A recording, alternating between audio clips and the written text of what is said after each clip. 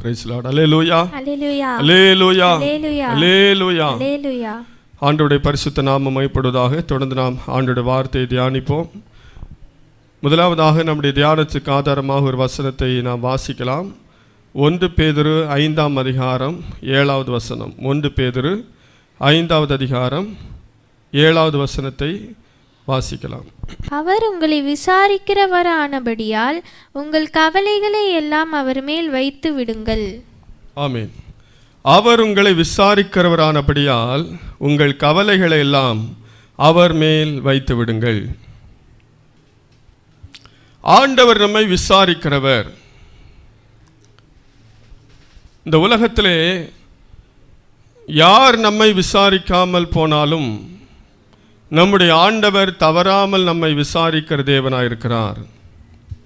ஆகவே அங்கே சொல்லப்பட்டிருக்கிறது, அவர் உங்களை விசாரிக்கிறவரானபடியால் உங்கள் கவலைகள் எல்லாம் அவர் மேல் வைத்து விடுங்கள். நம்மை விசாரிக்கிற ஆண்டவர். ஆண்டவருடைய குணாதிசயங்களிலே அவர் நம்மை விசாரிக்கிறவர் என்பதும் ஒரு முக்கியமான அம்சமாகும். பல நேரத்திலும் நம்முடைய கஷ்டமான சூழ்நிலைகளிலே நம்மை விசாரிப்பதற்கு ஒருவரும் இல்லாமல் போகலாம். ஆனால் நம்மை சிருஷ்டித்த ஆண்டவர், நம்மை உருவாக்கின ஆண்டவர், ஒவ்வொரு நாளும் நம்மை வழிநடத்தி கொண்டிருக்கிற ஆண்டவர் நம்மை விசாரிக்கிறவராக இருக்கிறார். அவர் நம்மை விசாரிக்கிறவர்.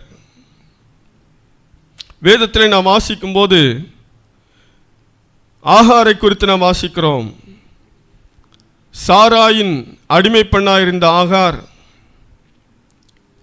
இந்த சாராயை அற்பமாய் எண்ணினபடினாலே சாராய் இந்த ஆகாரை கடினமாக நடத்துகிறாள்.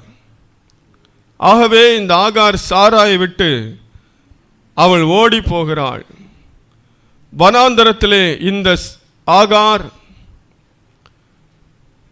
அவள் தடுமாறி கொண்டிருந்த போது, வனாந்தரத்தில் அலைந்து திரிந்த போது, எங்கே போவேன் என்று சொல்லி அவள் நினைத்து கொண்டிருந்த போது, காரணம் பல வருடங்களுக்கு முன்பதாக அடிமையாய் வாங்கப்பட்டவள். ஆகவே இவருடைய வீட்டாரும் இவளை மறந்திருப்பார்கள். அப்படிப்பட்ட சூழ்நிலையிலே எல்லாராலும் மறக்கப்பட்டிருந்த நேரத்திலே இப்பொழுது சாராயை விட்டு இவள் ஓடி வந்து விட்டாள். ஆகவே எங்கே போவதென்று சொல்லி இவளுக்கு தெரியவில்லை. அப்படி அங்கலாய்த்து கொண்டிருக்கிற நேரத்திலே அந்த ஆகாரை கர்த்தர் விசாரித்தார் என்று ஆதியாகமம் 16ஆம் அதிகாரம் 8ஆம் வசனத்தில் நாம் வாசிக்கிறோம். வாசிக்க கேட்கலாம். சாராயின் அடிமை பெண்ணாகிய ஆகாரே, சாராயின் அடிமை பெண்ணாகிய ஆகாரே, எங்கே இருந்து வருகிறாய்? எங்கே இருந்து வருகிறாய்? எங்கே போகிறாய் என்று கேட்டார். எங்கே போகிறாய் என்று கேட்டார். அவள், நான் என் நாச்சியாராகிய சாராயை விட்டு ஓடி போகிறேன் என்றாள். ஆமென். இங்கே நான் வாசிக்கும் போது இங்கே கர்த்தருடைய தூதனானவர் கேட்கிறார், சாராயின் அடிமை பெண்ணாகிய ஆகாரே, நீ எங்கே இருந்து வருகிறாய்? எங்கே போகிறாய்? திசை தெரியாமல் அலைந்து கொண்டிருக்கிற இவளை பார்த்து கர்த்தர் விசாரித்தார். நீ எங்கே இருந்து வருகிறாய்? எங்கே போகிறாய்? அதுதான் விசாரிப்பு. அருமையான தேவனுடைய பிள்ளைகளே, நம்முடைய வாழ்க்கையில் சில நேரங்களிலே நாம் என்ன செய்வதென்று தெரியாமல் இருக்கலாம். சில சூழ்நிலைகள் நாம் என்ன செய்வதென்று தெரியாத ஒரு நிலைமைக்கு நம்மை கொண்டு போகலாம். அப்படிப்பட்ட நேரத்திலே யாரும் நம்மை விசாரிக்க முடியாத சூழ்நிலைகளிலே, இந்த வனாந்தரத்திலே யாரும் அவளை விசாரிப்பதற்கு வாய்ப்பில்லை. யாரும் இல்லாத அந்த வனாந்தரம், அந்த வனாந்தரத்தில் அவளை விசாரிக்க ஒருவரும் இல்லை. ஆனாலும் கர்த்தர் அவளை விசாரித்தார். ஆகாரே, நீ எங்கே இருந்து வருகிறாய்? நீ எங்கே போகிறாய்? நம்முடைய வாழ்க்கையில கூட பல நேரத்தில் நம்மை விசாரிக்க முடியாத சந்தர்ப்பத்தில் நாம் இருப்போம். யாருமே நம்மை விசாரிக்க முடியாத சூழ்நிலையில் நாம் இருப்போம். யாரும் நம்மை விசாரிக்க முடியாத இடத்தில் நாம் இருக்கலாம். ஆனால் கர்த்தர் நம்மை விசாரிக்கிறவர். ஆகவேதான் நான் வாசித்தோம், அவர் உங்களை விசாரிக்கிறவராய் இருக்கிறபடியால், அவர் உங்களை விசாரிக்கிறவரானபடியால். நாம் அப்படிப்பட்ட நிலைமையில் இருக்கிறோமா? தேவன் நம்மை விசாரிக்கிற தேவன். எந்த சூழ்நிலையிலும், எந்த நிலைமையிலும், எந்த இடத்திலும் நம்மை விசாரிக்கிறவர். மனிதன் விசாரித்தால் ஒருவேளை அதற்கு ஒரு சரியான பதிலை செய்ய முடியாமல் போகலாம், அதற்கு ஒரு மாற்று வழியை அவன் நியமிக்க முடியாமல் போகலாம். ஆனால் இயேசு வெறுமையாய் விசாரித்து போகிறவர் அல்ல. அவர் விசாரித்து நமக்கு என்ன தேவையோ அதை நிறைவேற்றுகிறவர். அவர் நம்மை விசாரிக்கிற தேவன். நம் மீது கரிசனை உள்ளவராய் நாம் எங்கிருந்தாலும் நம்மை அறிந்திருக்கிறார் அவரே. சில நேரத்தில் யாருக்கும் தெரியாத சில காரியங்கள், சில சூழ்நிலைகள், யாருக்கும் சொல்ல முடியாத சில சூழ்நிலைகளை நாம் சிக்கி இருக்கலாம். அந்த நேரத்திலும் கர்த்தர் நம்மை விசாரிக்கிறவராயிருக்கிறார். அப்படிப்பட்ட சூழ்நிலையிலெல்லாம் மனிதர்கள் நம்மை விசாரிக்க முடியாது, நம்முடைய நிலைமை அவளுக்கு தெரியாது. ஆனால் கர்த்தர் அங்கே சரியாக அவளிடத்தில் கேட்கிறார், சாராயின் அடிமை பெண்ணாகிய ஆகாரே, நீ எங்கே இருந்து வருகிறாய், எங்கே போகிறாய்? அவர் விசாரித்தபடினாலே அந்த ஆகார் அந்த நாளிலே காப்பாற்றப்பட்டாள். ஆண்டவருடைய ஆலோசனைப்படியே மீண்டும் அந்த சாரான் இடத்துல போய் அவள் தஞ்சமானாள். அருமையான தேவனுடைய பிள்ளைகளே, நம்மையும் கர்த்தர் விசாரிப்பார்.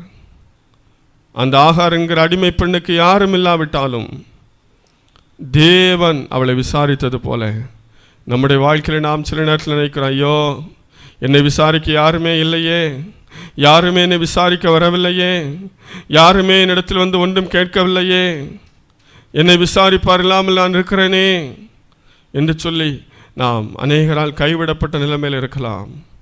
ஆனால் கர்த்தர் நம்மை விசாரிக்கிறவர். கர்த்தர் நிச்சயமாய் நம்மை விசாரிக்கிறவர். அவர் நிச்சயமாய் நம்மை விசாரிப்பார். இன்னும் நாம் வேதத்தில் வாசிக்கும் பொழுது யோவான் எழுதின சுவிசேஷம் 5ஆம் அதிகாரத்திலே ஒரு வியாதியஸ்தனை குறித்து நாம் வாசிக்கிறோம். 5வது வசனத்திலிருந்து வாசிக்கலாம். 38 வருஷம் வியாதி கொண்டிருந்த ஒரு மனுஷன் அங்கே இருந்தான். 38 வருஷம் வியாதி கொண்டிருந்த ஒரு மனுஷன் அங்கே இருந்தான். படுத்திருந்த அவனை இயேசு கண்டு, அவன் வெகு காலமாய் வியாதியஸ்தன் என்று அறிந்து அவனை நோக்கி, சுஸ்தமாக வேண்டும் என்று விரும்புகிறாயா என்று கேட்டார். ஆமென். போதும். இங்க நான் வாசிக்கும் போது அந்த 38 வருஷமாக ஒரு வியாதியஸ்தன் பெதஸ்தா குளத்தருகிலே இருந்த மண்டபத்திலே அவன் படுத்திருந்தான். அந்த பெதஸ்தா குளத்தினுடைய சிறப்பு என்னவென்றால், அந்த பெதஸ்தா குளத்திலே அங்கே அநேக மனிதர்கள் படுத்திருப்பார்கள். காரணம், அந்த குளத்திலே சில சமயத்திலே தேவதூதன் வந்து அந்த குளத்தை கலக்குவான். எப்போவாவது அவன் வருவான். அப்படி கலக்கும்போது அதில் யார் முந்தி இறங்குகிறார்களோ, முதலாவது யார் அதில் இறங்குவார்களோ, அவர்கள் எப்பேற்பட்ட வியாதியஸ்தராக இருந்தாலும் அவர்கள் சுகமடைந்து விடுவார்கள்.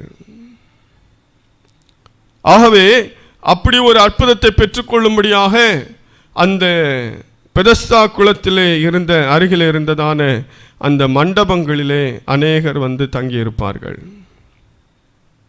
அப்படிதான் இவனும் படுத்திருந்தான். அந்த மண்டபத்திலே அவன் படுத்திருந்தான். அவனுக்கு ஆண்டவர் பார்க்கும்போது நிறைய நாள் அவன் வியாதியஸ்தனாக இருந்தது தெரிந்தது. 38 வருஷம் வியாதி கொண்டிருந்த ஒரு மனுஷன். அவன் சரீரத்தில் எத்தனை வருஷம் வியாதி இருக்குது? 38 வருஷமாய் வியாதிப்பட்ட ஒரு மனுஷன். அந்த மனுஷனை பார்த்து ஆண்டவர் பேசினார். அவரை நோக்கி, சொஸ்தமாக வேண்டும் என்று விரும்புகிறாயா? அப்போ அந்த மனுஷனை ஆண்டவர் விசாரிப்பதற்கு அங்கே ஒரு காரணம் இருக்கிறது. அப்படி கேட்ட உடனே அவன் தன்னுடைய நிலைமையை சொல்றான். 7வது வசனத்தை வாசிக்கலாம். அதற்கு வியாதியஸ்தன், ஆண்டவரே, தண்ணீர் கலக்கப்படும் போது என்னை குளத்தில் கொண்டு போய் விடுகிறதற்கு ஒருவரும் இல்லை. நான் போகிறதற்குள்ளே வேறொருவன் எனக்கு முந்தி இறங்கி விடுகிறான் என்றான். இப்பொழுது அவனுடைய நிலைமை அவன் சொல்லுகிறான். ஆண்டவரே, தண்ணீர் கலக்கப்படும் போது என்னை குளத்தில் கொண்டு போய் விடுவதற்கு யாரும் இல்லை. அப்படி நான் போவதற்குள்ளாக முந்தி ஒருவன் இறங்கி விடுகிறான்.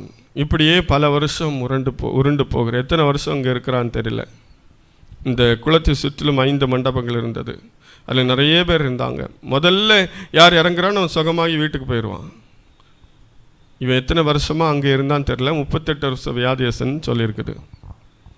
ஆகவே அவன் ரொம்ப கவலையாக தன்னுடைய நிலைமையை சொல்கிறான். இயேசு அவனோடு பேசின உடனே, அவனை விசாரித்த உடனே அவன் தன்னுடைய நிலைமையை சொல்கிறான். நான் போகிறதுக்குள்ளே இன்னொருத்தன் போயிடுறான். என்னை கொண்டு போவதற்கும் யாரும் இல்லை, அவனுக்கு உதவி செய்ய யாரும் இல்லை. சில வியாதியஸ்தர்களோடு அப்படி என்றால் சில வியாதியஸ்தர்களோடு சிலர் அங்கே இருக்கிறார்கள். குளத்தை கலக்கும்போது அந்த வியாதியஸ்தர்களை கொண்டு போவதற்கு, தூக்கி செல்வதற்கு, அந்த குளத்தில் இறக்கி விடுவதற்கு அங்கே சில சொந்தக்காரர்களோ நண்பர்களோ யாரோ ஒருத்தர் துணையாக இருந்திருக்கிறார்கள். ஆனால் சிலருக்கு துணை இல்லாமல் இருந்திருக்கலாம். அப்படிப்பட்டவன் தான் இவனுக்கு யாரும் துணையாக இல்லை.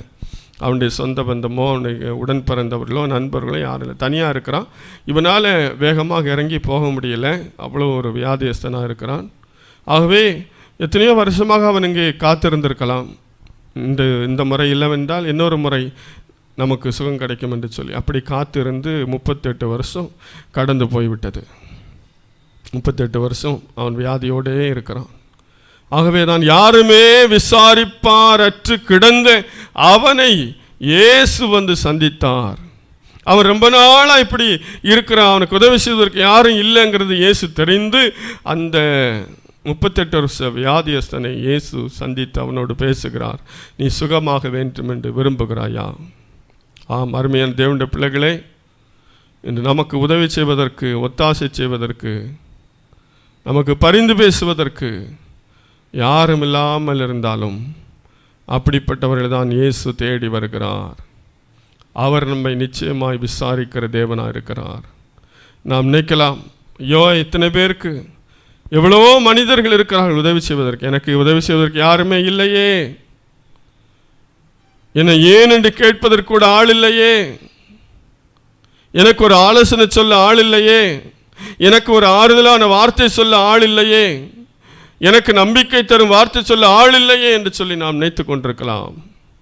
ஆனால் அந்த 38 வருஷ வியாதியஸ்தனை இயேசு கண்டு அவனை விசாரித்தார். விசாரித்தது மாத்திரமல்ல, அவனுக்கு ஆண்டவர் அற்புதமான விடுதலை கொடுத்தார். 8வது வசனத்தை வாசிக்கலாம். இயேசு அவனை நோக்கி, எழுந்திரு, உன் படுக்கையை எடுத்துக்கொண்டு நட என்றார். படுக்கையை எடுத்துக்கொண்டு நட என்றான். உடனே அந்த மனுஷன் சொஸ்தமாகி தன் படுக்கையை எடுத்துக்கொண்டு நடந்து போனான். அல்லேலூயா, அல்லேலூயா. அருமையான தேவனுடைய பிள்ளைகளே, 38 வருஷம் வியாதி உள்ளவனாக இருந்தான். இந்த பெதஸ்தா குளத்தருகிலே மண்டபத்திலே அவன் தங்கி இருந்தான். அவனுக்கு உதவி செய்ய யாரும் இல்லை. ஆனால் இயேசு ஒரு நாள் தேடி வந்தார். அவனை பார்த்து அவனை விசாரித்தார். விசாரித்தது மாத்திரமல்ல, அவனுக்கு விடுதலை கொடுத்தார். அல்லேலூயா. அருமையான தேவனுடைய பிள்ளைகளை, நம்முடைய ஆண்டவர் நம்மை வெறுமையாய் விசாரித்து போகிறவர் அல்ல. ஒருவேளை ஒரு மனிதன் நம்மை விசாரிப்பான் என்று சொன்னால் அவன் வெறுமையாக விசாரித்து போய்விடலாம். என்ன, நல்லா இருக்கீங்களா, சுகமாக இருக்கீங்களா, அவ்வளோதான். அதற்கு பின்பு அவன் எதையுமே செய்ய முடியாமல் கடந்து போகலாம். இந்த மனிதர்கள் சில நேரம் விசாரித்தாலும் அதில் நமக்கு எந்த பிரயோஜனம் கூட இல்லாமல் இருக்கலாம். ஆனால் இயேசு விசாரித்தால் அதற்கு ஒரு நிரந்தரமான தீர்வை அவர் தருவார். இயேசு விசாரித்தால் அதற்கு ஒரு முற்றுப்புள்ளி வைத்து விடுவார். இயேசு விசாரித்தால் எந்த காரியத்திலும் நமக்கு விடுதலை தருவார். ஆகவே நாம் நம்முடைய கவலைகளெல்லாம் அவர் மேலே வைத்து விட வேண்டும். அவர் உங்களை விசாரிக்கிறவரானபடியால் நம்முடைய கவலைகள் எல்லாம் அவர் மேல் நாம் வைத்து விட வேண்டும். நம்முடைய கவலைகள் எல்லாம் ஒரு மனுஷன் மேலே நாம் வைத்து விட்டால் நம்முடைய கவலையிலிருந்து நமக்கு விடுதலை கிடைக்காது. ஒருவேளை மனுஷனிடத்தில் போய் நம்முடைய கவலைகள் எல்லாம் சொல்லிவிட்டால் சில நேரம் அந்த மனிதர்கள் அதை கேட்டு பலரிடத்தில் சொல்லக்கூடும். அப்படி பார்க்கும்போது நம்முடைய கவலை இன்னும் பெருகுவதற்கு வாய்ப்பு இருக்கிறது. ஆகவே தான் வேதம் சொல்லுகிறது, அவர் உங்களை விசாரிக்கிறவரானபடியால் உங்கள் கவலைகள் எல்லாம் அவர் மேலே வைத்து விடுங்கள். நம்முடைய வாழ்க்கையிலே கவலை வரும்போதெல்லாம் எந்த காரியத்தை குறித்து கவலைப்படுகிறோமோ, எதற்காக கவலைப்படுகிறோமோ அந்த காரியத்தை தேவன் மீது நாம் வைத்து விட வேண்டும். சிலர் சொல்லுவோம் இல்லையா, ரொம்ப கவலையாக இருக்குது, யார்கிட்டையாவது போய் நான் கொஞ்சம் நேரம் பேசிட்டு வந்துட்டா எனக்கு ரொம்ப ஒரு ஃப்ரீயாக இருக்கும், விடுதலையாக இருக்கும், அதனால நான் போய் யார்கிட்டையாவது சொல்லிடுவேன் அப்படின்னு சொல்லி சிலர் நினச்சிவாங்க. தங் மனசில் இருக்கிற எல்லா பாரங்களையும் கவலைகளையும் எல்லா விதமான பிரச்சனைகளையும் அநேகர் வந்து மற்றவரிடத்தில் சொல்லிவிட்டு வந்துடுவாங்க. சொல்லிவிட்டு சொல்லுவாங்க, இப்போ தான் எனக்கு கொஞ்சம் நிம்மதியாக இருக்குது அப்படின்னு சொல்லுவாங்க. ஆனால் அதெல்லாம் கொஞ்ச நேரம்தான். மீண்டும் அந்த கவலை நமக்குள்ளே வந்துவிடும், அல்லது அந்த கவலை மீண்டும் பெரிதாகிவிடும். யாரோ ஒரு இடத்துல போய் சொன்னது அது 10 பேர் 100 பேருக்கு கடந்து சென்று அது மிகப்பெரிய தலைவலி நமக்கு உண்டாக்கிவிடும்.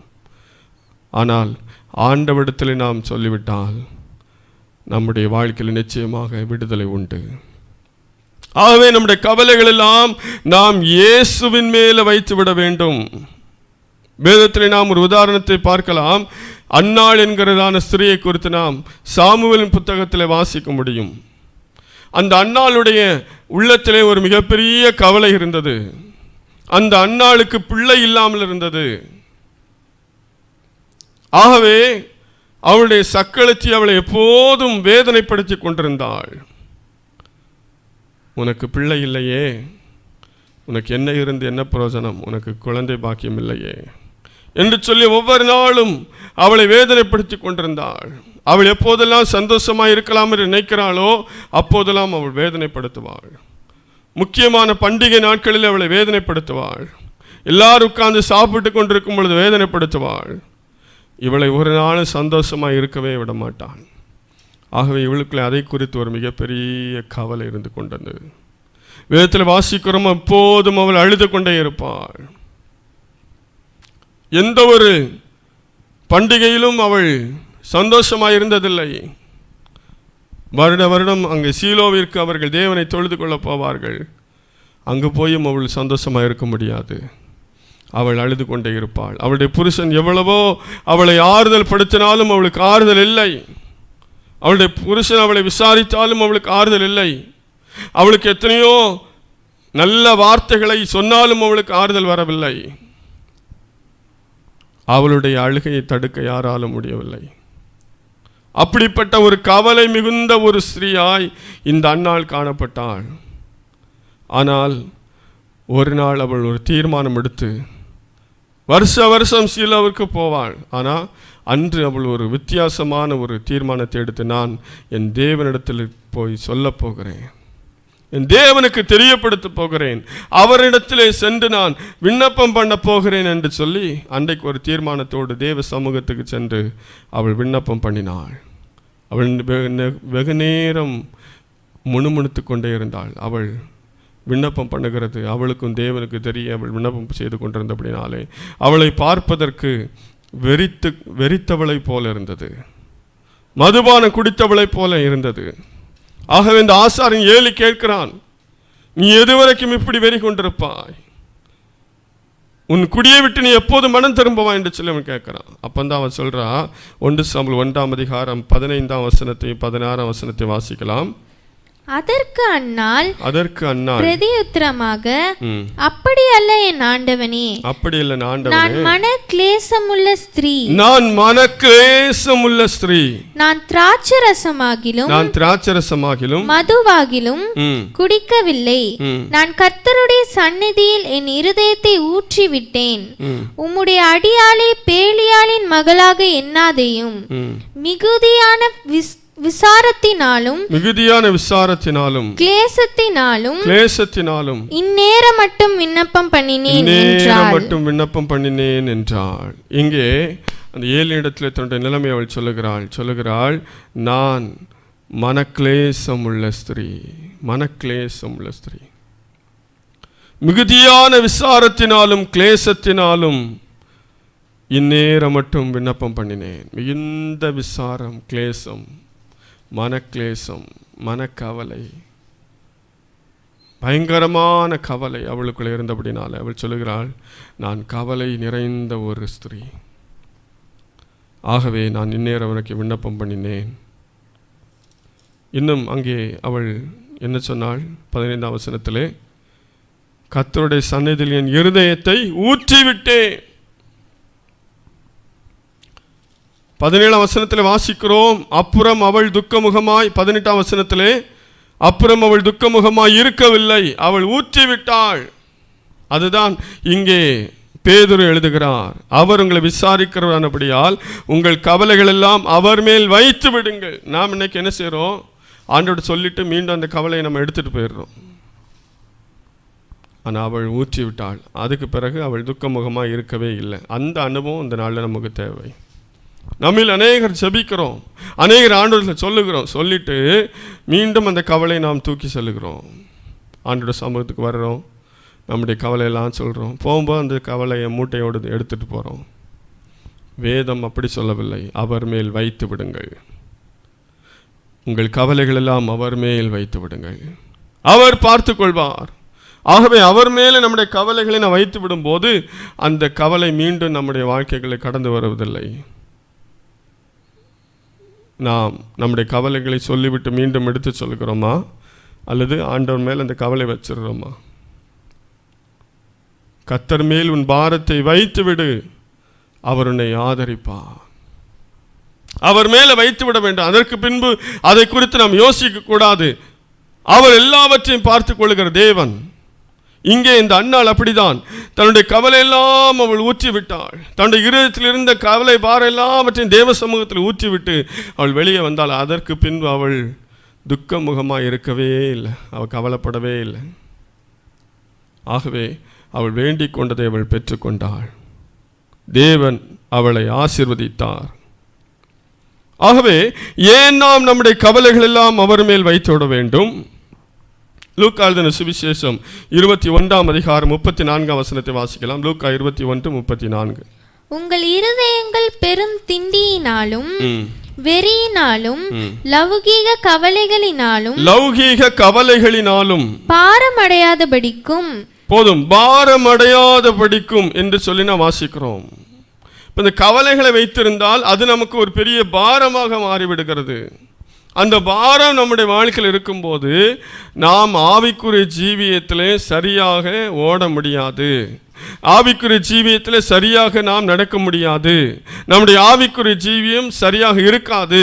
பாரம் சுமந்து கொண்டு நாம் இயேசுவை கடைசி வரைக்கும் சரியாக பின்பற்ற முடியாது. ஆகவே இந்த கவலை, லௌகீக கவலை, உலக பிரகாரமான கவலைகள் எல்லாம் நாம் சுமந்து கொண்டிராமல் நம்முடைய வாழ்க்கையில் எதை குறித்து நாம் கவலைப்படுகிறோமோ அந்த கவலைகளை ஆண்டவர் மேலே நாம் வைத்து விட வேண்டும்.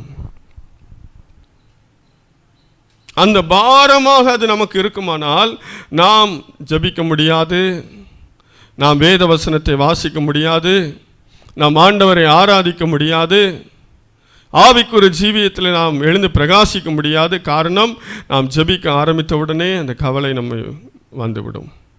அந்த சிந்தனையில் கவலை வந்துடும், நம்மளால் முழுமையாக ஜெபிக்க முடியாது. வேதத்தை திறந்து கொஞ்ச நேரம் வாசிக்கலாம், தியானிக்கலாம் என்று சொன்னால் அந்த கவலை பாரம் நம்முடைய வாழ்க்கையில் வந்துவிடும், சிந்தனையில் வந்துடும். ஆகவே வேதத்தில் வாசிப்பது நமக்கு புரியாமல் போய்விடும். ஆண்டவரை கொஞ்ச நேரம் ஆராதிக்கலாம் என்று சொன்னால் அந்த கவலை வந்து நின்று கொண்டிருக்கும். ஆகவே தான் கவலையை ஆண்டவர் மேலே வச்சிருந்தோம். அதை நம்ம சுமந்துட்டு இருந்தோம்னு சொன்னால் அந்த பாரத்தை சுமந்து கொண்டு நாம் கடைசி வரைக்கும் வெற்றியாக ஓடி முடிக்க முடியாது. பாரம் இல்லாமல் நடந்தால் ரொம்ப தூரம் நம்ம நடக்கலாம். இப்போ ஒரு 2 கிலோமீட்டர் நம்ம நடக்கிறோம் அப்படின்னா கையில் பாரம் இருந்துச்சுன்னா 2 கிலோமீட்டர் நம்ம நடக்க முடியாது, நம்ம சோர்ந்து போயிடுவோம். ஆகவே ஆண்டவர் நம்மை எதற்காக அழைக்கிறார்? நாம் பாரமில்லாமல் இயேசுவை பின்பற்ற வேண்டும் என்று அழைக்கிறார். நம்முடைய வாழ்க்கையில் இருக்கிற கவலைகள் எல்லாம் நாம் தூக்கி சுமந்து கொண்டிருப்போமானால் நாம் ஆண்டவருக்காக எழுந்து பிரகாசிக்கவே முடியாது. ஆகவே தான் ஆண்டவர் சொல்லுகிறார், அவர் உங்களை விசாரிக்கிறவரானபடியால் உங்கள் கவலைகள் எல்லாம் அவர் மேல் வைத்து விடுங்கள். அவர் மேல் வைத்தால்தான் நாம் தொடர்ந்து பிரயாணிக்க முடியும். நம்ம ஒரு வாகனத்தில் போகிறோம், வாகனத்தில் போகும்போது நம்ம லக்கேஜ் எல்லாம் என்ன செய்கிறோம், நம்ம அதை வைக்க வேண்டிய இடத்துல வச்சிடறோம். அதுதான் நமக்கு அறிவுறுத்துகிறாங்க. பஸ்ஸில் போனாலும் சரி, அது லக்கேஜ் வைக்கிறதுக்கு ஒரு இடம் இருக்குது. ட்ரெயினில் போனாலும் அதற்கென்ற இடம் இருக்கிறது. ஃப்ளைட்டில் போனாலும் அதற்கென்ற இடம் இருக்கிறது.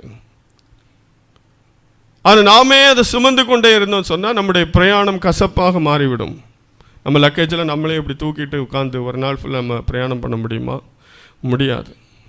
ஆகவே தூர பயணம் போகிற எல்லா வாகனங்களிலும் லக்கேஜ் வைக்கிறதுக்கு ஒரு இடம் இருக்கும்.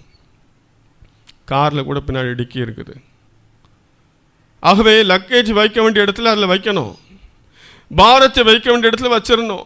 அது நம்ம தூக்கி சுமந்தோம் அப்படின்னா நம்ம ரொம்ப தூரம் போக முடியாது. ஆகவே நாம் போக வேண்டிய தூரம் வெகு தூரம். நாம் பரலோகம் வரைக்கும் போக வேண்டும். நித்திய ஜீவனை சுதந்தரிக்கும் வரைக்கும் நாம் போக வேண்டும். ஆகவே நாம் ஒவ்வொரு நாளும் அன்றாட கவலைகளை நாம் தூக்கி சுமந்து கொண்டே இருந்தால் அது கொஞ்சம் கொஞ்சமாக நம்முடைய வாழ்க்கையில் மிகப்பெரிய பாரமாக மாறிக்கொண்டே இருக்கும். பாரம் அதிகமாக அதிகமாக நாம் நடக்க முடியாமல் போகும். நாம் நம்முடைய ஆவிக்குரிய பயணத்திலே பாதியிலே நாம் நின்று விடுவோம். பாதியிலே நம்முடைய பயணம் நின்றுவிடும். நமக்கு வெற்றி கிடைக்காது. ஆகவே தான் ஆண்டவர் சொல்கிறார், கவலைகளை அவர் மேல் வைத்து விடுங்கள். ஆகவே தான் பேதுரு அப்போஸ்தலன் அங்கே நிருபத்திலே சொன்னார், உங்கள் கவலையெல்லாம் அவர் மேல் வச்சிருங்க, அவர் பார்த்துக் கொள்வார், அவர் விசாரிக்கிற தேவன். ஆகவே நம்முடைய கவலைகளை நாம் அவரிடத்தில் வைத்து விட வேண்டும். இயேசு என்ன சொன்னார்? லூக்கா எழுதின சுவிசேஷம் 12ஆம் அதிகாரத்திலே இயேசு அநேக காரியங்களை அங்கே சொல்லுகிறார். 12ஆம் அதிகாரம் 22 முதல் 31 வரைக்கும் நான் வாசிக்கும் போது இயேசு அநேக ஆலோசனைகளை சொல்லுகிறார். 22ஆம் வசனத்தை வாசிக்கலாம். பின்னும் அவர் தம்முடைய சீஷரை நோக்கி, இப்படி இருக்கிறபடியினால் எண்ணத்தை உண்போம் என்று உங்கள் ஜீவனுக்காகவும் எண்ணத்தை உடுப்போம் என்று உங்கள் சரீரத்துக்காகவும் கவலைப்படாதிருங்கள் என்று உங்களுக்கு சொல்லுகிறேன். ஆமென். அவர் தம்முடைய சீஷர்களை பார்த்து சொன்னார், நீங்கள் எண்ணத்தை உடுப்போம் எண்ணத்தை உண்போம் என்று உங்கள் சரீரத்திற்காகவும் உங்கள் ஜீவனுக்காகவும் கவலைப்படாதிருங்கள். எண்ணத்தை உண்போம் எண்ணத்தை குடிப்போம் எண்ணத்தை உடுப்போம் என்று கவலைப்படாதிருங்கள். நம்முடைய அன்றாட கவலை, ஒவ்வொரு நாளும் நம்முடைய வாழ்க்கையில் கவலைப்படுகிற சில சூழ்நிலைகள். என்ன சாப்பிட போகிறோம், என்ன ட்ரெஸ்ஸு நம்ம போட போகிறோம், நமக்கு சரியான ட்ரெஸ் இல்லையே, நம்ம சரியான ஆகாரம் இல்லையே, இப்படிலாம் அன்றாட நம்முடைய தேவைகளுக்காக கவலைப்படுகிறோம். அல்லது அடுத்த மாதத்துக்காக கவலைப்படுகிறோம். இந்த மாதம் எப்படியோ நம்ம போயிடுச்சு, அடுத்த மாதம் நம்ம என்ன செய்ய போகிறோம், இந்த வருஷம் நம்ம அப்படியே முடிச்சிட்டோம், அடுத்த வருஷம் என்ன செய்ய போகிறோம், அல்லது நம்முடைய பிள்ளையோட எதிர்கால வாழ்க்கைக்கு நம்ம என்ன செய்ய போகிறோம், எதிர்காலத்தில் நம்ம என்ன செய்ய போகிறோம் அப்படிங்கிற ஒரு கவலை, நாளை தினத்தை குறித்த கவலை. இந்த காரியத்தை குறித்து இயேசு சொல்கிறார், கவலைப்படாதிருங்கள். அங்கே வாசித்த கவலையெல்லாம் அவர் மேல் வைத்து விடுங்கள். இயேசு சொன்னார், கவலைப்படாதுங்கள். கவலையே படக்கூடாதுன்னு இயேசு சொல்கிறார். கவலைப்படுறதுனால நம்ம வாழ்க்கையில் நாம் மிகப்பெரிய இழப்பை தான் சந்திக்க முடியும். ஆகவே கவலைப்படாதிருங்கள். நாம் எதற்காக கவலைப்பட்டு கொண்டிருக்கிறோம்? முக்கியமாக இந்த நாட்களிலே அதிகமாக எல்லாருடைய வாழ்க்கையிலும் ஒரு கவலை. பொருளாதாரத்தில் நெருக்கம், நிறைய பேருக்கு வேலை இல்லை, வருமானம் இல்லை, தொழில் இல்லை, வியாபாரம் இல்லை. ஆகவே எல்லாருடைய வாழ்க்கையிலும் ஒரு கவலை. என்ன செய்ய போகிறேன், நாளைக்கு நான் என்ன செய்ய போகிறேன், அடுத்த வாரம் நான் என்ன செய்ய போகிறேன், அடுத்த மாதம் நான் என்ன பண்ணுவேன், என் பிள்ளையை படிக்க வைக்கணும், நான் என்ன பண்ணுறது, என் பிள்ளையை கல்யாணம் பண்ணி கொடுக்கணும், என்ன பண்ணுறது, இப்படியெல்லாம் பல காரியத்தை குறித்து நாம் கவலைப்படுகிறோம். இயேசு அங்கே சொல்லுகிறார், கவலைப்பட வேண்டாம், கவலைப்படாதிருங்கள் என்று சொல்லுகிறார். ஆகவே நம்முடைய வாழ்க்கையில் இருக்கிற கவலைகள் எல்லாம் நாம் விட்டு விடுவோம். இன்னும் அங்கே கீழே நான் வாசிக்கும் போது 24ஆம் வசனத்தை வாசிக்கலாம். காகங்களை கவனித்து பாருங்கள், காகங்களை கவனித்து பாருங்கள், அவைகள் விதைக்கிறதும் இல்லை, அவைகள் விதைக்கிறதும் இல்லை, அறுக்கிறதும் இல்லை, அறுக்கிறதும் இல்லை, அவைகளுக்கு பண்டசாலையும் இல்லை, அவைகளுக்கு பண்டசாலையும் இல்லை, களஞ்சியமும் இல்லை, களஞ்சியமும் இல்லை, இல்லாவிட்டாலும் அவைகளையும் தேவன் பிழைப்பூட்டுகிறார், அவைகளின் தேவன் பிழைப்பூட்டுகிறார். பறவைகளை பார்க்கிலும் நீங்கள் எவ்வளவோ விசேஷித்தவர்களாய் இருக்கிறீர்கள், பறவைகளை பார்க்கிலும் நீங்கள் எவ்வளவோ விசேஷித்தவர்களாய் இருக்கிறீர்கள். காகங்களை கவனித்து பாருங்கள். காகம் என்று சொல்வது ஒரு சாதாரண ஒரு பறவை. எங்கே வேணாலும் நம்ம பார்க்கலாம், எல்லா இடத்துலையும் இந்த காகம் இருக்கும், நிறைய இருக்கும், நிறைய நம்ம பார்க்கலாம், எல்லா இடங்களையும் நம்ம ஈஸியாக பார்க்க முடியும். இந்த காகத்தை யாரும் கடையில் போய் வாங்கிறதில்ல. இல்லை, கடையில் கூட நிறைய பறவைகள்லாம் விற்கிறாங்க. அந்த பறவைகள்லாம் 100 ரூபாய், 1000 ரூபாய், 10,000 ரூபாய், 1,00,000 ரூபான்னு சொல்லி கூட சில பறவைகளை வைத்து விற்கிறார்கள். அதை வாங்குகிறாங்க இல்லையா? அழகழகான பறவைகள், விதவிதமான பறவைகள். ஆனால் எந்த கடையிலையாவது காகத்தை அடைத்து வைத்து விற்கிறார்களா? இல்லை. காரணம், அது சாதாரணமாக எல்லாருக்கும் பார்க்க முடியும், எல்லாருக்கும் கிடைக்கிறது, அன்றாட பார்க்கிற ஒரு பறவை காகம்.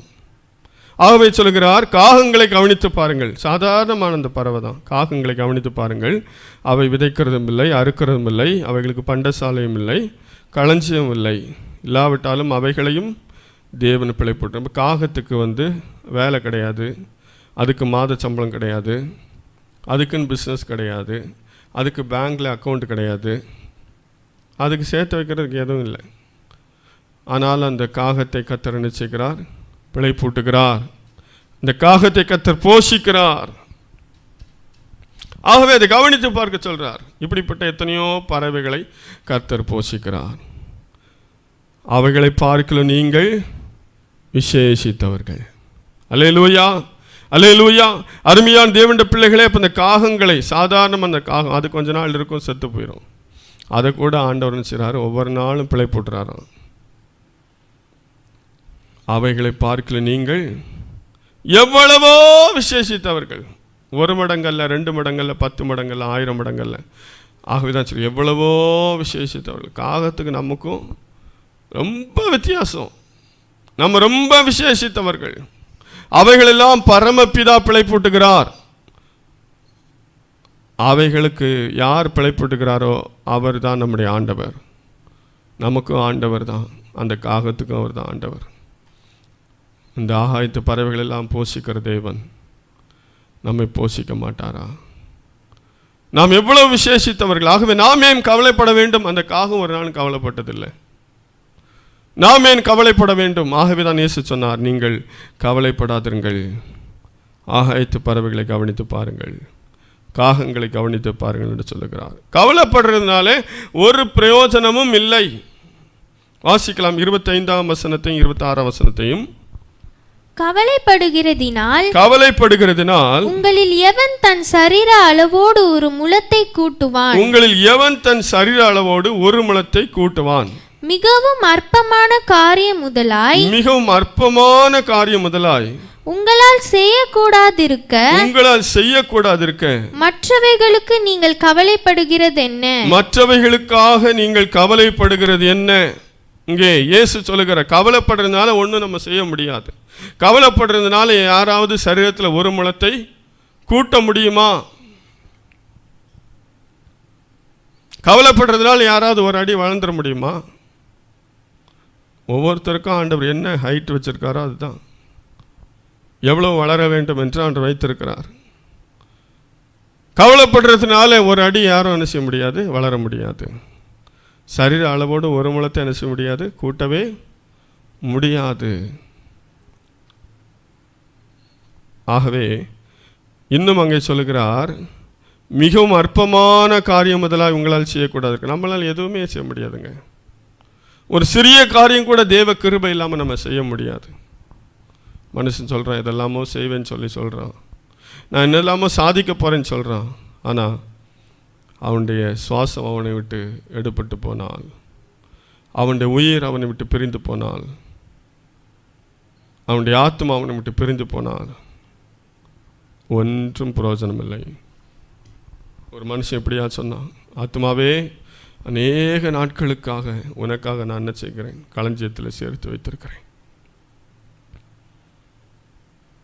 இன்றைக்கு உன் ஆத்மா உன்னை விட்டு பிரிந்து போகுமானால் நீ என்ன செய்வாய், மதிகடனே என்று சொல்லி ஆண்டவர் கேட்டார். ஆகவே நாம் ஒரு சிறிய காரியம் கூட மனுஷனால் செய்ய முடியாது. ஆண்டவருடைய துணை இல்லாமல் எதையுமே நாம் செய்ய முடியாது. ஆண்டவருடைய துணை இல்லாமல் ஒரு நிமிடம் கூட இந்த உலகத்தில் நம்ம வாழ முடியாது. ஆகவே அற்பமான காரியத்தை கூட நீங்கள் செய்ய முடியாது. நீங்கள் எதுக்கு இதெல்லாம் கவலைப்படுறீங்க? உங்களை உருவாக்குனது நான் தானே, உங்களுக்கு நான் சாப்பாடு தர மாட்டேனா, உங்களை போஷிக்க மாட்டேனா என்று சொல்லி ஆண்டவர் சொல்கிறார். கவலைப்படுறதுனால பிரயோஜனம். கவலைப்படுறதுனால நம்ம வாழ்க்கையில் நிறைய நஷ்டம், இழப்பு தான் வரும் இல்லையா? நிறைய வியாதிகள் வருவதற்கு காரணமாக இருப்பது என்ன? கவலை தான். டாக்டர் கேட்டு பாருங்கள். முதல்ல இப்போ நிறைய எல்லாருடைய சரீரத்திலும், மோஸ்ட்லி நிறைய பேருடைய சரீரத்தில் இருக்கிற நார்மலான வியாதி என்ன அப்படின்னா சுகர் ப்ரெஷர் கம்ப்ளைண்ட் தான். சுகர் கூடுது குறையுது, ப்ரெஷர் கூடுது குறையுது. நிறைய பேருடைய சரீரத்தில் இதுதான் பிரச்சனை. இதற்கு நிறைய காரணம் இருந்தாலும் முக்கியமான ஒரு காரணம் என்ன அப்படின்னா கவலை. இந்த வியாதிகள்லாம் பொதுவாக எப்போ வருது அப்படின்னா கவலை வரும்போது இந்த வியாதி கண்டிப்பாக வந்துடுது. ஆகவே இந்த வியாதியஸ்தர்களுக்கு டாக்டர் சொல்கிற அட்வைஸ் நீங்கள் என்ன செய்யாதுங்க, ரொம்ப கவலைப்படாதுங்க, ரொம்ப யோசிக்காதுங்க, ஸ்ட்ரெஸ் இருக்கக்கூடாது, நீங்கள் ரொம்ப பாரம் எடுத்துக்கக்கூடாது. அதை நம்ம கேட்டாலே பாதி வியாதி குறைஞ்சிரும். இப்போ இதெல்லாம் ஸ்டார்ட் பண்ணி விட்றது இந்த கவலை தான். கவலை இருந்தால் நம்முடைய சரீரத்தில் நிறைய வியாதிகள் தோன்றும். இந்த சுகர் ப்ரெஷர் வந்துட்டால் அப்புறம் அதை தொடர்ந்து நிறைய அண்ணன் தம்பி தங்கச்சி எல்லாம் வந்துடுவாங்க. நிறைய வியாதிகள் இருக்குது, அதெல்லாம் தொடர்ச்சியாக ஒவ்வொன்றாக வந்து கொண்டே இருக்கும். இப்போ இதுக்கெல்லாம் மூல காரணம் இந்த கவலை. நம்ம கவலைப்படுறதுனால எதுவும் சாதித்ததில்லை. கவலைப்படுறதுனால வியாதியை நம்ம பெருக்கி கொண்டோம், வியாதியின் மேலே வியாதி நம்ம வாழ்க்கையில் பெருக்கி கொண்டோம், அநேக காரியங்கள் நம்முடைய வாழ்க்கையில் நாம இழுத்து வைத்து கொண்டோம். ஆகவே தான் ஆண்டவர் சொல்லுவோம், எதையுமே செய்ய முடியும், நீங்கள் எதுக்கு கவலைப்படுறீங்க? 30வது வசனத்தை வாசிக்கலாம்.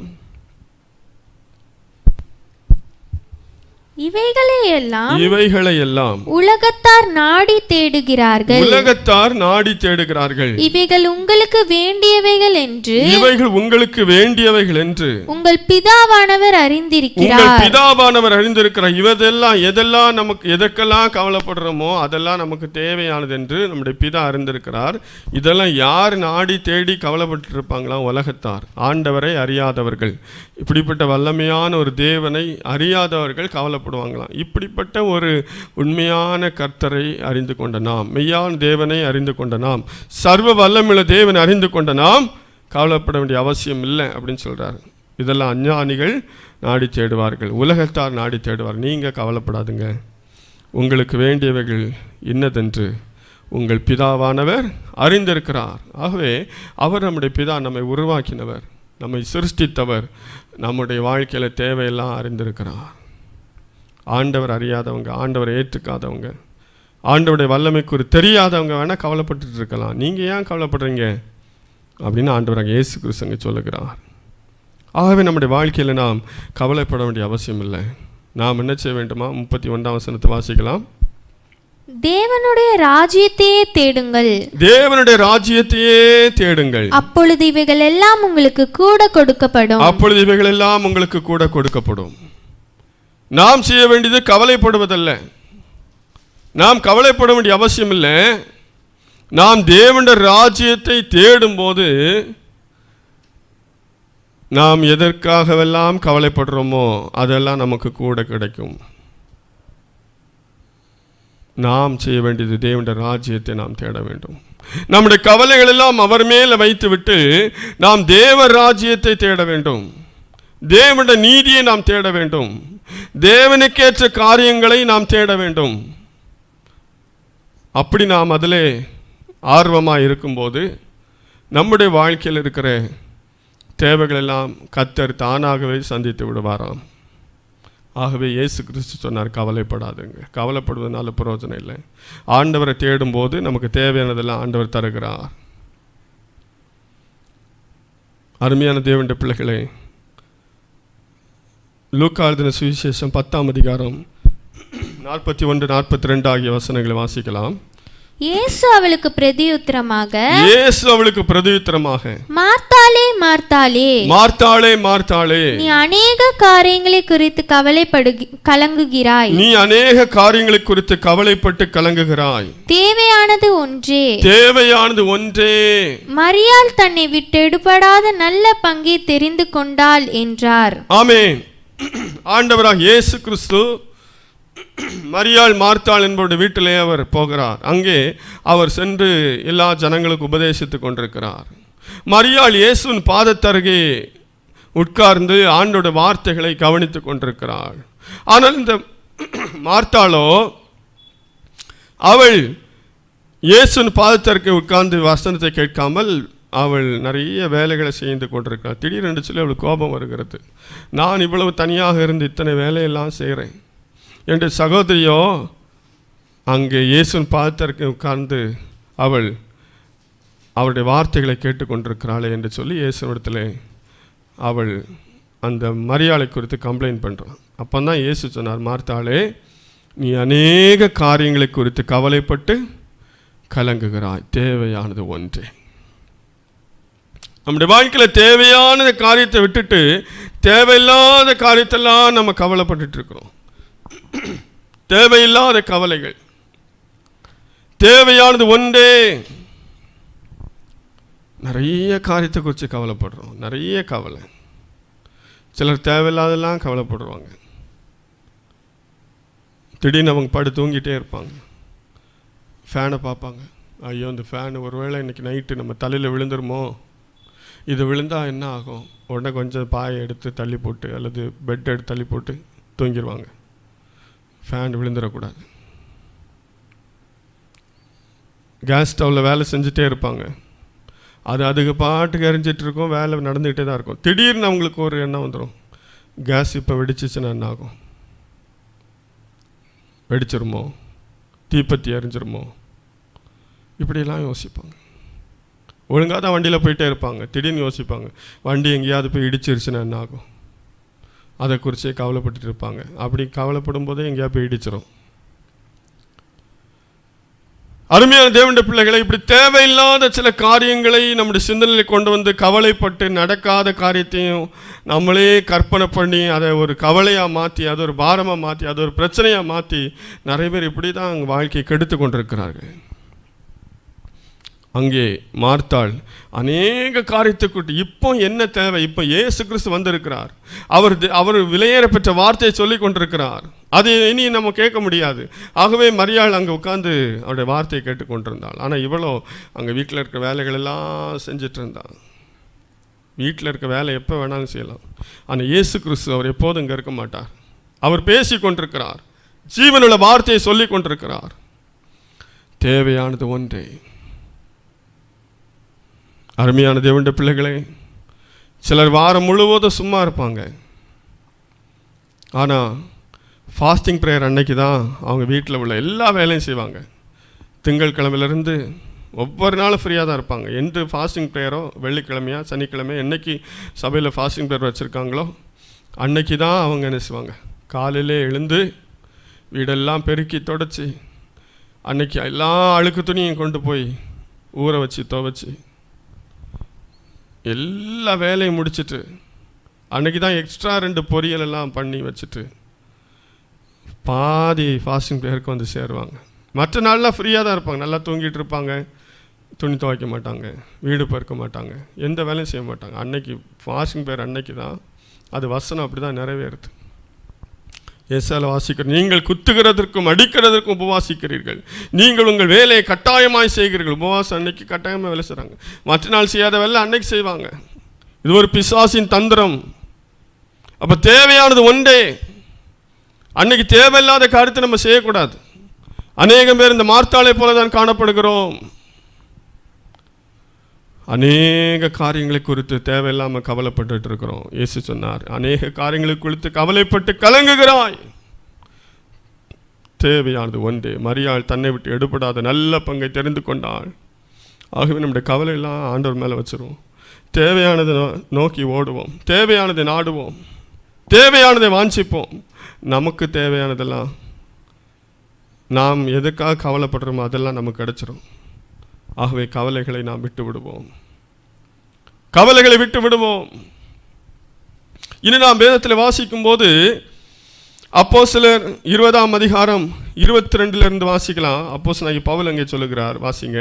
இப்பொழுதும் நான் ஆவியிலே கட்டுண்டவனாய் எருசலேமுக்கு போகிறேன், அங்கே எனக்கு நேரிடும் காரியங்களை நான் அறியேன்.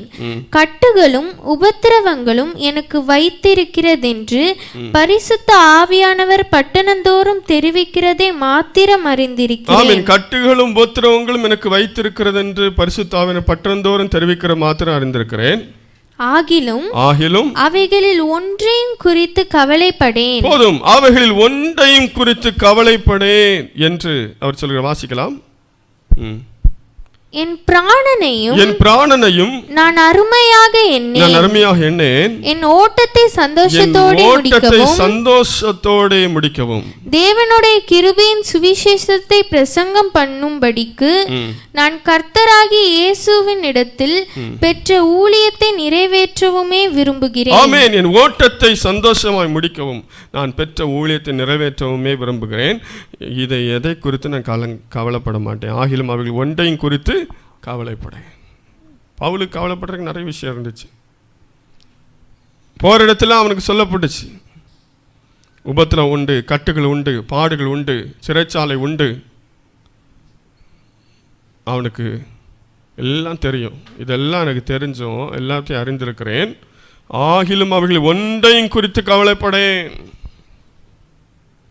அதை கவலைப்பட்டுட்டு இருந்தால் அவன் வாழ்க்கையில் அவன் ஓட முடியாது, அவன் ஊழியம் செய்ய முடியாது. ஆகவே சொல்கிறேன், என் ஓட்டத்தை சந்தோஷத்தோடு முடிக்கவும். கவலைப்பட்டு இருந்தால் அவன் ஓடி முடிக்க முடியாது, அவன் பெற்ற ஊழியத்தை நிறைவேற்ற முடியாது. ஆகவே நாம் கவலைப்பட வேண்டிய அவசியம் இல்லை.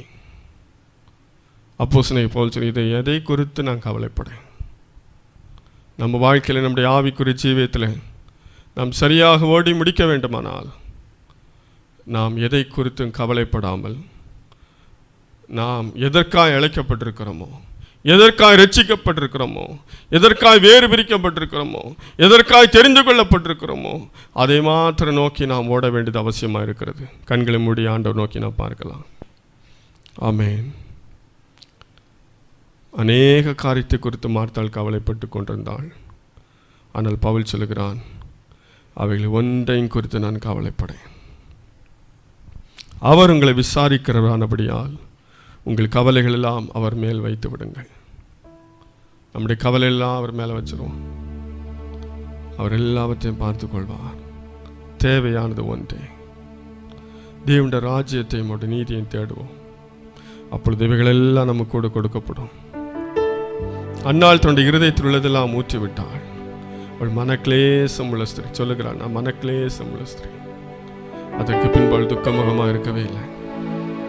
ஆமென். அருமையான தேவனுடைய பிள்ளைகளை, இந்த வார்த்தைகளை கேட்டுக்கொண்டிருக்கிற நீங்கள் இன்றைக்கு ஒரு தீர்மானத்தோடு உங்கள் கவலை எல்லாம் ஆண்டவர் மேல வச்சிருங்க. அவர் எல்லாவற்றையும் பார்த்துக் கொள்கிற தேவன். அவர் மேல வச்சிட்டீங்கன்னா நீங்க அதுக்கு பிறகு கவலைப்படவே மாட்டீங்க. ஆமென். எல்லாவற்றுக்கும் அவர் ஒரு முற்றுப்புள்ளி வைத்து விடுவார்.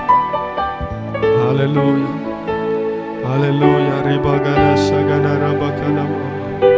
இயேசுவே நீ நல்லவர். ஹல்லேலூயா. ஆமென். ஜீசஸ். ஆண்டவர் மேல வச்சிருங்க எல்லாரும். நீங்க தூக்கிட்டு போக வேண்டாம், நீங்க தூக்கி சுமக்க வேண்டாம். கவலைப்படுறதுனால ஒரு முளத்தை கூட்ட முடியாது, எதையும் சாதிக்க முடியாது. கர்த்தர் எல்லாம் பார்த்துக் கொள்வார். உங்க வியாதியை குறித்த கவலை, உங்க பலவீனத்தை குறித்த கவலை, உங்க சரீரத்தை குறித்த கவலை, உங்க படிப்பை குறித்த கவலை, உங்க எதிர்கால வாழ்க்கை குறித்த கவலை. ஆமென்.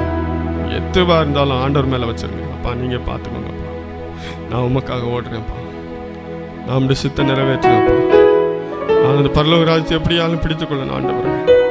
கவலை என்கிற பாரம் நமக்குள் இருந்தால் நாம் எதையுமே சாதிக்க முடியாது. ஓ ஹல்லேலூயா.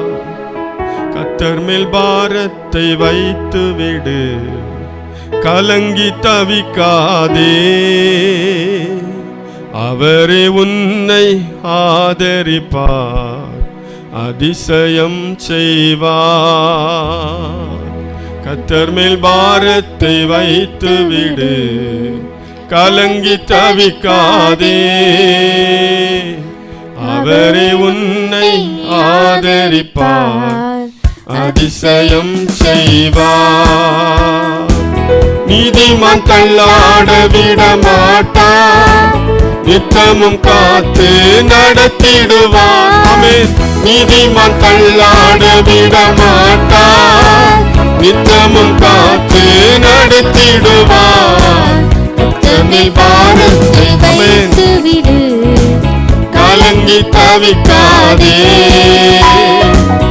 அவரே உன்னை ஆதரிப்பார், அதிசயம் செய்வார்.